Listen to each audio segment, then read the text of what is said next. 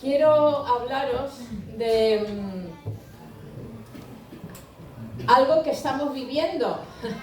Y estamos viviendo algo que se llama reforma. Estamos haciendo una reforma que iba a empezar por dar una manita de pintura y tal, y podemos entrar porque la verdad que el local estaba bastante bien. Es que esto es un rollo de lejos y de cerca y lo paso fatal, que no me he traído las buenas. Estamos haciendo una reforma, eso, aquí íbamos a entrar porque bueno, no estaba mal, pero al final se vio la necesidad o se vio mejor, esto ya es nuestro, por la gracia de Dios es nuestro, porque somos pocos, porque no tenemos medios, pero por la gracia de Dios, con esfuerzo y con compromiso de muchos, se ha podido esto, Dios nos lo ha regalado, pero nos hemos tenido que esforzar y comprometer.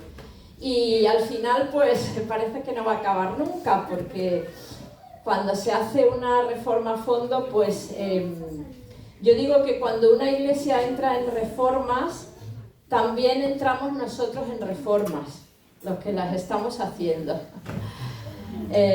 Porque es un momento, quizá más, los que estamos más aquí involucrados, el liderazgo, ¿no? Un momento donde estamos conviviendo a tope, tomando decisiones, queremos ir rápido y entonces pues el Señor nos pone también a prueba y también es una reforma, ¿no? Donde de alguna forma sale lo bueno, sale lo malo y ahí el Señor entra, ¿no? Hasta el fondo. Y a la vez que es personal, es a nivel de iglesia, ¿no? Y la verdad es que sí que estamos en un momento de cambio. Estamos en un momento de cambio de visión, de cambiar de dirección, de renovar la visión como iglesia. Estamos en ese proceso, ¿verdad? Sobre todo una visión, la visión es cumplir nuestra misión, y nuestra misión es la que Jesús nos dijo: ir y predicar el Evangelio, hacer discípulos. Esa es nuestra misión. Y la visión es cumplir eso, hacerlo realidad.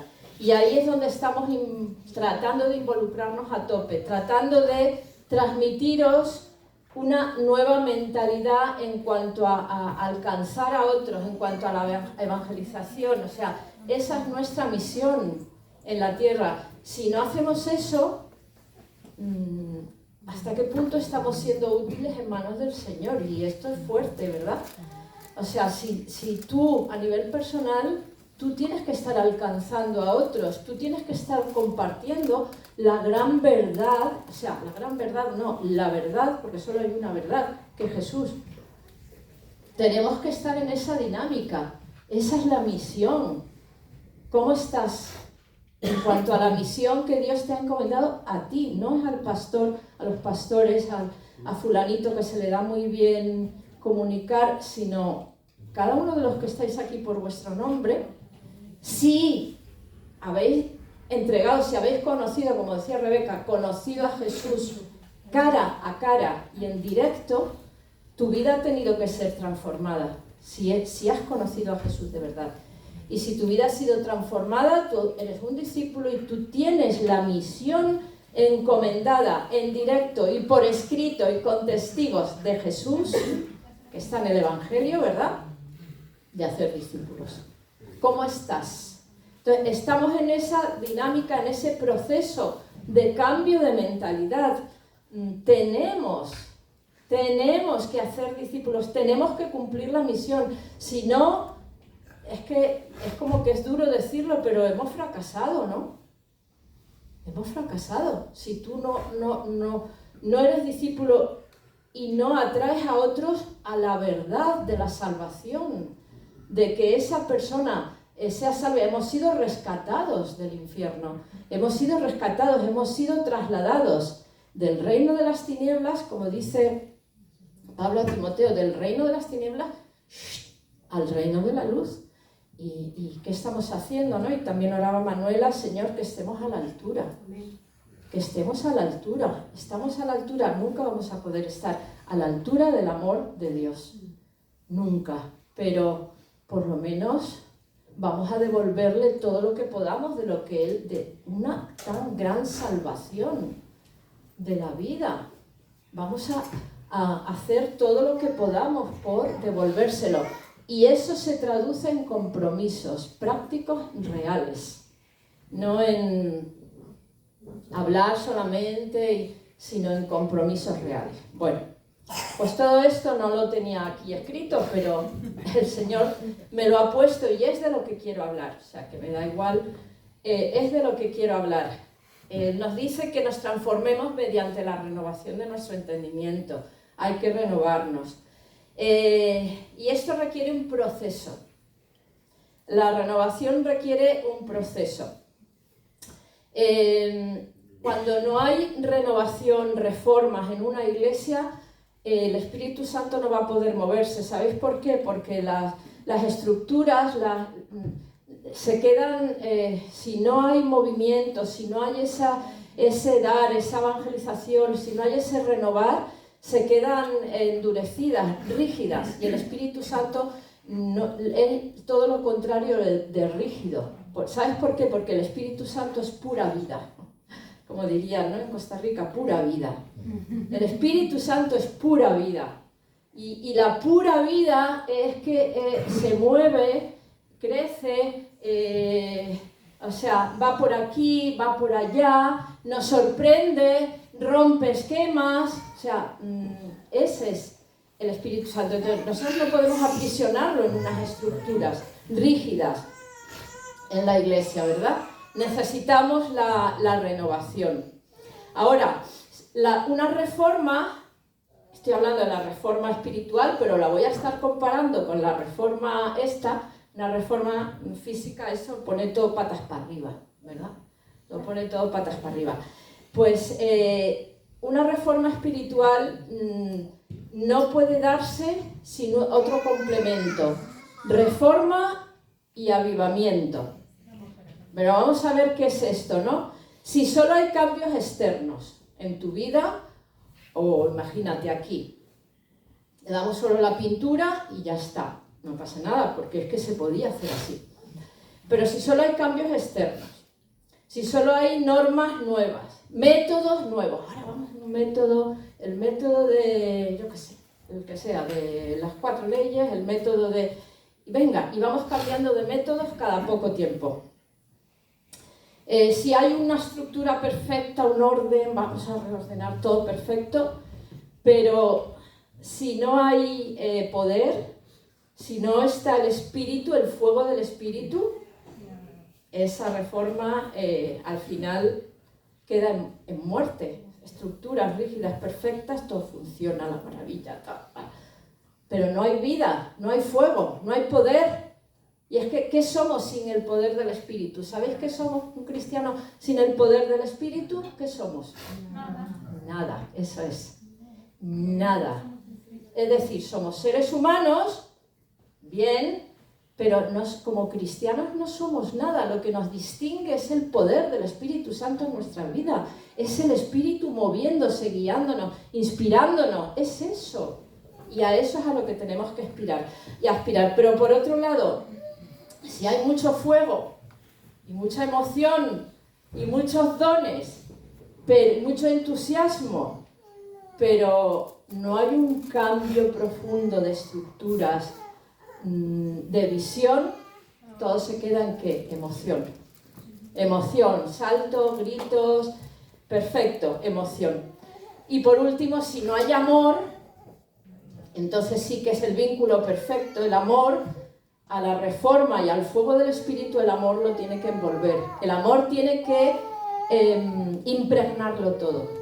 Porque como dice Pablo en 1 Corintios 13, sin amor, nada vale. No hacemos nada. Címbalos que retiñen, ¿no? Que resuenan, clon, clon, como una campana hueca. Así que una reforma básicamente es volver a Jesús de una manera genuina, nueva, volver a Jesús, volver al puro evangelio, volver a las estructuras. Y esto lo veis, la reforma de Lutero, ha habido muchas reformas a lo largo de la historia. Siempre es volver al principio, volver a los fundamentos, que es el evangelio de Jesús de Nazaret, el Hijo de Dios, encarnado, que murió por nosotros para darnos salvación. Si hoy estás aquí, tú no has tenido ese encuentro directo con Jesús, yo te pido que le pidas que venga a tu vida, que le quieres conocer, porque esa es volver a Jesús y renovar todas esas estructuras que se quedan a veces tan rígidas, que convertimos en una religión, que nos acomodamos a venir, a pasar, a sentarnos, a irnos otra vez. Eso no es realmente vivir el Evangelio de verdad. El Evangelio es muchísimo más profundo y más revolucionario. Hay una palabra que os quiero compartir, una historia, hay una historia de la Biblia, que es la historia de un rey, se llamaba Ezequías, que está en el segundo libro de Crónicas, capítulos 29, 30, 31, que no se puede leer todo porque es mucho, pero leerlo en casa porque es muy bonito y muy interesante. Y a mí este tema me recordó... No tenemos el reloj todavía, Begoña. ¿Está aquí el reloj? Lo tenemos ahí. No, es por mirar el mío, ¿vale? Para calcular el tiempo, porque no me quiero pasar ni cansaros ni aburriros, pero sí que creo que el Señor nos quiere hablar, de verdad. Y en la época de este rey, en el 800 por ahí antes de Cristo, era una época muy de crisis, de que habían abandonado completamente, o sea, había una decadencia total del pueblo. Y imaginaos hasta qué punto fue esa decadencia, hasta qué punto era, que os podéis imaginar que se habían cerrado las puertas del templo. El templo estaba cerrado. El templo, que para el pueblo de Israel era su identidad, era el todo, era donde giraba la vida espiritual, se había cerrado. Estaba cerrado el templo y habían abandonado, no se acordaban ni de Dios. Sí, servían a otros ídolos, bueno, Jehová, Yahvé, otro más, pero habían cerrado las puertas del templo. Pero este rey tuvo el coraje, ¿no? Es muy bonita porque dice que tenía 21 años cuando subió al trono y que su reinado fue tan bueno pero los ojos de Dios como lo había sido, bueno, el de su antepasado David, lo compara al rey David, ¿no?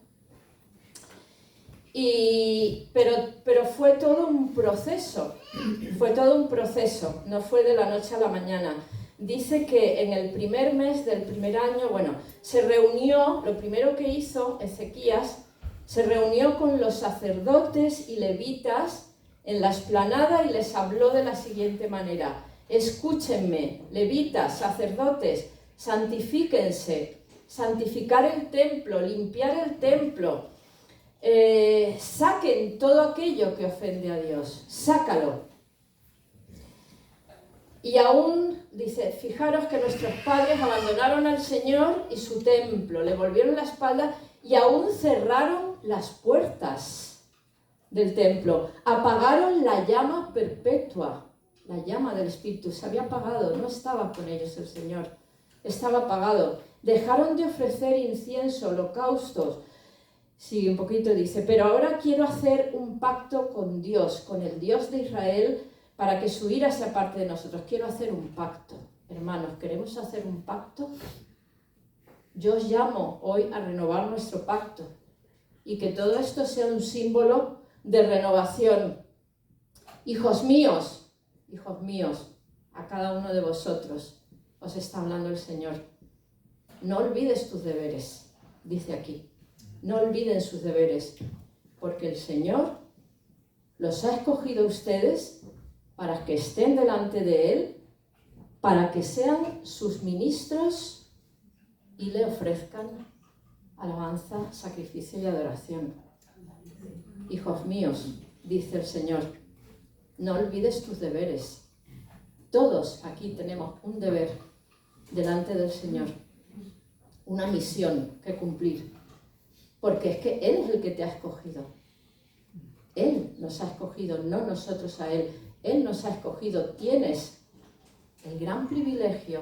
Tú, es que no quiero nombrar, pero me sale nombrarlos a cada uno, porque como no voy a dar abasto, pero pon tu nombre ahí, pon tu nombre. Él te ha escogido para que estés delante de Él, para que seas su ministro, seas su servidor. No te dediques a otra cosa, en primer lugar, y le ofrezcas sacrificios de adoración. Dice que entonces se pusieron manos a la obra, los líderes, convocaron a sus hermanos, los otros levitas, los santificaron, comenzaron a limpiar, a santificar el templo según el mandato del Señor, y los sacerdotes limpiaron el interior, sacaron toda la basura. Se había llenado de basura. Lo que no se cuida se llena de basura. Lo que tú cierras se llena de polvo, de telarañas, oscuridad y basura.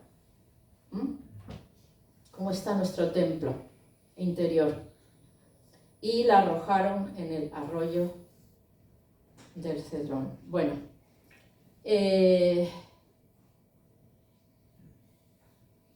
esto fue todo un proceso que inició el rey Ezequías, y lo inició así. Lo inició abriendo las puertas del templo. Lo primero que hay que hacer es en nosotros mismos, ¿no? Quitar lo que está impidiendo. Abre las puertas. Lo primero, abre las puertas y deja que entre la luz en tu vida. Abre las puertas, entra la luz, y ¿qué se ve? La basura, la suciedad, ¿verdad? Cuando hay luz ves todos los defectos, ¿no? Y ves la suciedad. Así que él quiso quitar todo lo que estaba impidiendo la presencia de Dios. Sacó la basura, rescató los utensilios, los limpiaron, o sea, fue todo un proceso limpiar. Yo aquí estoy de limpiar, ¿verdad? Pero qué gusto da, ¿no? Es necesario hacer eso también en nuestra vida, limpiar. Y fue una reforma profunda que comienza con la limpieza, comienza con el ver lo que está mal. Lo primero que tenemos que hacer es ver qué está fallando, qué está mal, qué ha caducado, qué ya no me sirve. Porque es que hay cosas que, a lo mejor en las primeras iglesias tenían cosas que hoy ya no nos sirven. Y pasa lo mismo, tenemos cosas que de hace años, y en fin, y ese es el continuo limpieza. En segundo lugar, hay algo aquí que muy interesante, y es que dice, como hemos leído aquí en el capítulo 29, en estos versículos que he leído ya, que lo primero que hace el rey, y es que me llama la atención porque en todas las reformas pasa esto, ¿sabes qué hace? Llama al liderazgo. Llama a los levitas y a los sacerdotes. Llama a los responsables, porque no estoy hablando solo de pastores, los pastores son una parte del liderazgo.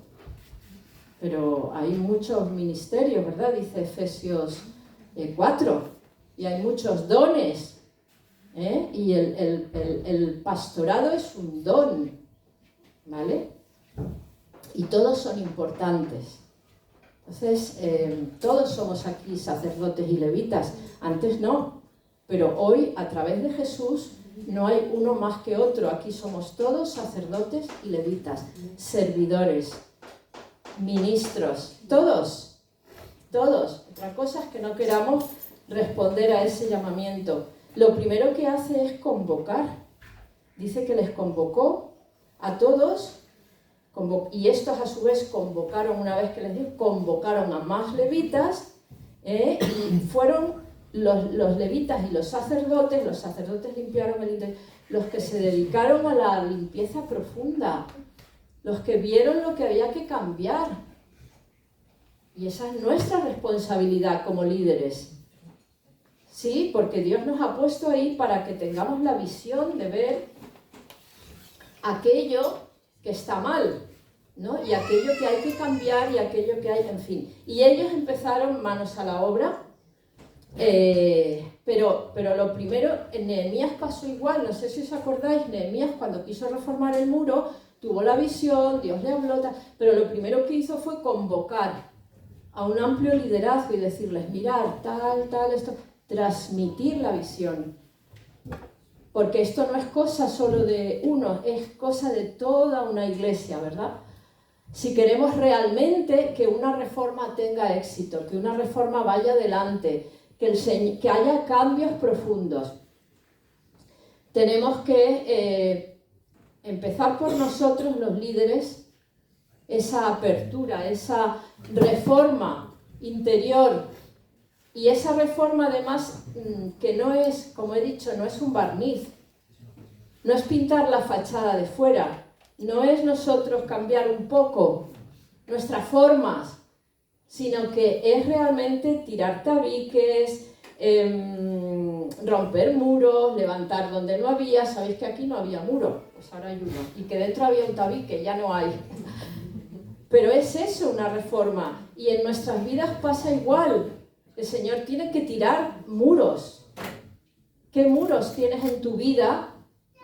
¿Qué muros tienes que están impidiendo que la luz entre, que Jesús entre, que la presencia de Dios entre? ¿Cuáles son esos muros, no? Tenemos que ser más vulnerables. Y estos, como digo, como ponen, se unieron, se dieron cuenta, dice además, en unos versículos más adelante, dice que los sacerdotes lloraban porque se daban cuenta de que habían sido negligentes. Lloraban, decían, pero ¿dónde hemos estado? Y ahora os cuento un poquito más de dónde habían estado, ¿no? Otra cosa muy bonita, en el 20, otro punto que donde vemos que le da mucha importancia, es reestructura el orden de la alabanza. A ver, alabanzos. Alabanzos, ¿dónde estáis? Que no veo con esto. Le da una importancia tremenda y la reestructura. Y fijaros en el capítulo 29, versículos del 25 al 26 pone: el rey Ezequías colocó a los levitas en el templo. Sabéis que estos tocaban, ¿no? Eran los que también ministraban. Para que se encargaran de tocar los címbalos, las arpas y las liras. Esto se hizo según las órdenes de David y de los profetas Gad y Natán, que habían recibido sus instrucciones de parte del Señor. Es decir, ¿veis? Es un volver a lo que Dios dice en su palabra. Es un volver a, porque vamos deformando. ¿Qué hicieron los fariseos? Los fariseos fueron deformando la ley, fueron añadiendo tantas cosas que al final es como el teléfono escacharrado, que empiezas y al final lo que ha dicho el Señor se convierte en frafton. Y eso es lo que pasa, y eso nos pasa también a nosotros. Una reforma implica un volver a los comienzos, volver a la palabra. Y dice, y es que la reestructuró como había hecho David, como había hecho Gad y Natán, porque ellos hicieron lo que ellos habían recibido del Señor. Así que esto es muy importante. La búsqueda en la palabra, la búsqueda, vamos a buscar lo que Dios quiere. Vamos a buscarlo, no lo que nos diga fulanito, menganito, o la visión de tal pastor que está ahora maravilloso. Vamos a coger de ahí lo bueno, ¿verdad? Pero vamos a discernir. Vamos realmente, hermanos, a buscar al Señor. ¿Qué pasa? Que no podemos como iglesia buscar al Señor de una manera seria, concienzuda, y decir, vamos a orar y vamos a ayunar y vamos a buscar la dirección de Dios para esta nueva etapa. Todos, porque es cosa de todos, como digo, aunque el liderazgo tenga un papel, el otro tenga otro, pero vamos a buscar lo que Dios quiere de nosotros. No 80 cosas que que podemos probar, pero que vamos a buscar lo que Dios quiere. Buscarlo de corazón. Y entonces el rey Ezequías, los levitas ocuparon sus puestos con los instrumentos musicales de David y los sacerdotes con las trompetas. Entonces el rey Ezequías ordenó que se pusiera el holocausto sobre el altar. Y cuando comenzó a ofrecerse el sacrificio, ya habían limpiado, purificado, ya estaba todo bonito, limpio, tal. Ahora venía la consagración, el acto de entrega al Señor. Dice, cuando comenzó a ofrecerse el sacrificio, comenzaron a cantar alabanzas al Señor, a tocar las trompetas, por favor, imaginároslo, acompañados por los instrumentos musicales de David, rey de Israel, y todo el pueblo permaneció de rodillas hasta que se terminó de presentar los sacrificios, mientras que los cantores elevaban sus cánticos y los sacerdotes tocaban sus trompetas. ¿Nos lo podemos imaginar? Aquello tuvo que ser impresionante. Y el pueblo de rodillas, adorando a Dios mientras hacían los sacrificios y cantando, alabando sin cesar. Vamos, eso tuvo que ser impresionante. Y después el rey y todo su séquito se inclinaron también delante de Dios para adorarlo. Y el rey ordenó a los levitas, que cantaran algunos salmos de David y del profeta Asaf delante del Señor, lo que ellos hicieron con todo gozo e inclinaron sus cabezas y adoraron. Esto es un énfasis que Dios ha puesto aquí en cuanto a la adoración y la alabanza, hermanos. Es importantísimo también renovar nuestra adoración y nuestra alabanza. Y no estoy diciendo que renueven la forma o que renueven... No, es que estoy hablando de algo mucho más profundo, ¿no? Que renovemos todos nuestra adoración, ¿verdad? Y sí que es verdad que el equipo que está aquí delante de alabanza tiene una gran responsabilidad también, porque están aquí delante. Por eso cualquiera, yo quiero cantar. No, es mucho más profundo que todo eso, ¿no? Es esa renovación. Por otro lado, hay otro texto, es que yo, si me dejáis, y no os importa, me dejáis que os lo lea. Sí. Sí. A ver si lo encuentro. Hay otro texto que habla también... Ya sabéis que yo con los móviles soy un desastre, con la técnica. Un poquito más abajo, en el capítulo 30, versículos 21, 22, 26, fijaros lo que dice. Lo digo por el énfasis que veo que está dando. Yo, que he predicado muchas veces del rey Ezequías y lo he leído, pero nunca me habían resaltado esto que os estoy compartiendo hoy, todo esto, ¿no? Y dice, el pueblo de Israel, pues, porque luego viene la restauración de la Pascua, que ahora os lo hablo muy rápidamente, y cuando acabó la restauración de la Pascua, es que habían suprimido la Pascua, dice que llevaban varias generaciones sin celebrar la Pascua. Es como si la Navidad, por poner un ejemplo, porque estaba buscando qué fiesta es muy importante para nosotros, y yo se me ocurría la Navidad con todo el sentido, claro, de la venida de Jesús al mundo, y como si ya nos olvidamos hasta de eso, la iglesia cerrada, no nos reunimos nunca, esto se llena de basura, cada uno en su casa, no celebramos nada, algo así, ¿no? Pues habían dejado de celebrar la Pascua, la fiesta más importante, el recuerdo de la libertad de Egipto. Lo habían dejado de celebrar también. Y dice aquí, el pueblo de Israel pues celebró la fiesta de la Pascua durante 7 días con gran gozo, en tanto que los sacerdotes y levitas alababan al Señor con música y címbalos todos los días.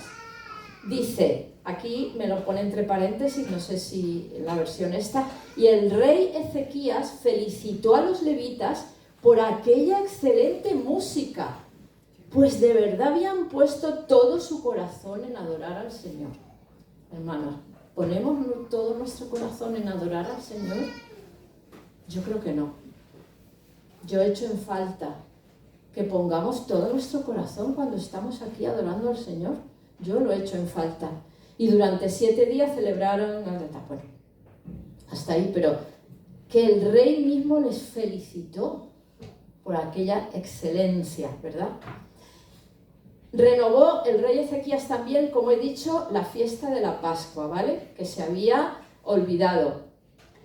Los sacerdotes, ¿sabéis qué? Esto es como, va en bucle, por eso digo que el proceso de decadencia de una persona, de tu vida espiritual, o el proceso de decadencia de una iglesia, es eso, un proceso. O sea, no es que de repente estoy mal, he dejado al Señor, me voy a mi casa. No, es que ha habido un proceso en tu vida cuando llegas a ese punto. Un proceso que el diablo es muy sutil y se encarga de que no te des cuenta de que te estás apartando. Te da justificaciones de tal, luego nada, no vengo, luego el otro me mira mal, luego no sé qué. Al final hay que tener cuidado con estos procesos. Pues claro, los sacerdotes, si ya no había templo, me voy a mi casa. Habían dejado su lugar. Dice aquí, de hecho, que cuando Ezequías llamó, el llamamiento a todos, venga, faltaban sacerdotes. Falta líderes, hay aquí líderes que tengáis ese don, ese llamamiento, y a lo mejor está ahí sin desarrollar, pues el Señor te está llamando. Y lo tenemos aquí hay un que lo dice claramente en el 29, capítulo 29, y fijaros lo que dice. A ver si lo encuentro. Creo que sí. En el 29, perdonad, 34. Dice: pero eran muy pocos los sacerdotes para la preparación de los holocaustos, de modo que sus hermanos los levitas les ayudaron hasta que el trabajo estuvo terminado y hasta que otros sacerdotes se fueron presentando para servir, para trabajar, aunque los levitas se mostraron mucho más dispuestos a hacer todo esto que los sacerdotes. Es decir, no daban abasto, la gente estaba en sus casas, el liderazgo viviendo a lo suyo. No, Dios les estaba llamando y les tuvo un tiempo hasta que fueron llamando de todos los rincones: por favor, levantaros, salir al frente. Hay mucho trabajo que hacer, y juntos se puede mejor. Y por último, hay un detalle que es también muy significativo y que ahí demuestra el compromiso que han tenido. En el capítulo 31, ¿sabéis de qué nos habla? De los diezmos y las ofrendas, que me he quedado, la verdad, me he quedado alucinada. Dice: además le pidió al pueblo de Jerusalén, claro, como no había sacerdotes ni levitas ejerciendo, pues la gente no daba diezmo. ¿Para qué vas a dar el diezmo si está el templo cerrado? Pues nada, no damos diezmo. O sea, fijaros cómo va una cosa a la otra. Aquí dice: le pidió al pueblo de Jerusalén, en el 31:4, dice que llevaran sus diezmos a los sacerdotes y levitas, para que no tuvieran necesidad, para que pudieran ejercer su trabajo. Los sacerdotes y levitas se mantenían, ellos se dedicaban 100% al templo, 100% al sacrificio, pero claro, necesitaban que los demás les dieran de sus diezmos, de lo que recogían, unos diezmos para que pudieran, era el pago que tenían, ¿no? Para que no tuvieran necesidad de realizar otras cosas, para que no se distrajeran con otras cosas, sino que pudieran entregarse completamente a sus deberes en la forma que la ley del Señor exigía. Dice: el pueblo respondió inmediatamente y en forma generosa con las primicias de las cosechas de trigo, de vino, de aceite, de miel, de todos los frutos del campo. Ofrecieron igualmente el diezmo de todos sus ingresos. El pueblo que se había ido de Judá a las tribus del norte y el pueblo de Judá que vivía en las provincias también trajeron diezmos del ganado, de las ovejas, diezmo de las cosas dedicadas al Señor y los pusieron en grandes montones. Los primeros diezmos llegaron en el mes tercero, en el mes segundo. Cuando Ezequías y sus funcionarios fueron a ver los grandes montones, dice que cayeron, bendijeron al Señor y elogiaron al pueblo. ¿De dónde ha venido todo esto?, dijo Ezequías. Y le contestaron, estos son diezmos, hemos estado comiendo de ellos por muchas semanas y todo esto ha sobrado. El Señor en verdad ha bendecido a su pueblo, dijo el rey. Y efectivamente, y podemos seguir leyendo, os invito a que leáis en casa, pero dice que había tanta cantidad, tanta, que el rey tuvo que reorganizar, reestructurar todo, puso algunos que vigilaban esos diezmos, otros que administraban bien. Es decir, lo que Dios nos da, somos responsables de no malgastarlo. Es una gran responsabilidad también, sino de administrarlo correctamente, de que sea supervisado, de que nadie maneje sin que todos estemos de acuerdo. Todo esto es... y el rey, bueno, ya digo, puso a uno en cargo. ¿Y qué pasa? Que según vienen las cosas nuevas, hay que hacer estructuras nuevas. Hay que crear, esta es la reforma, ¿ves? Así que bueno, como conclusión, yo creo que este ejemplo de Ezequías, ¿no?, nos muestra la necesidad.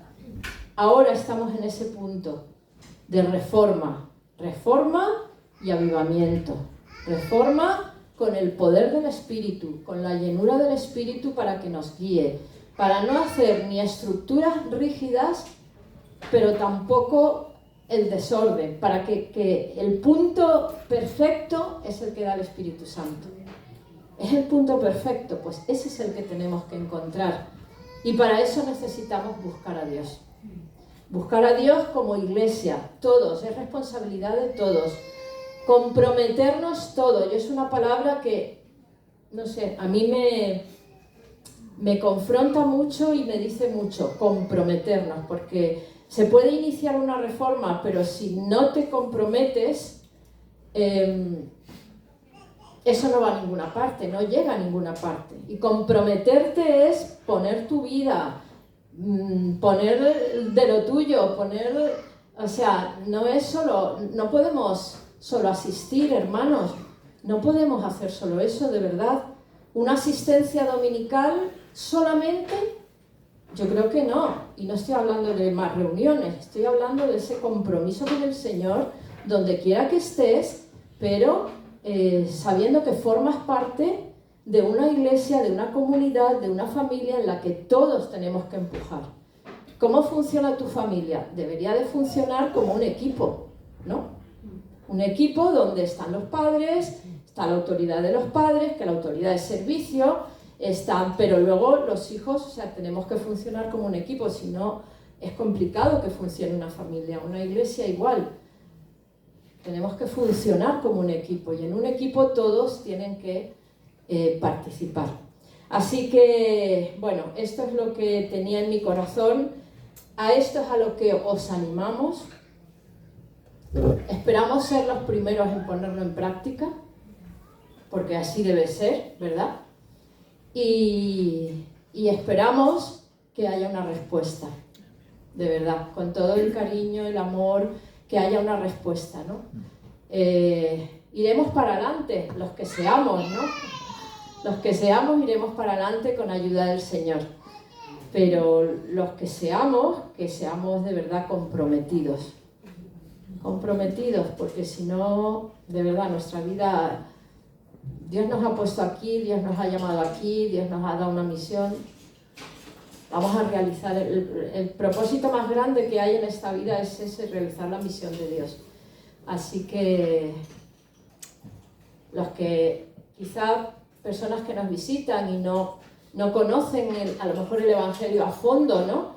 Pero que sepas que con Jesús tu vida tiene un propósito, que Jesús es lo que te falta en tu vida, que Jesús es lo que necesitas, que necesitas salvación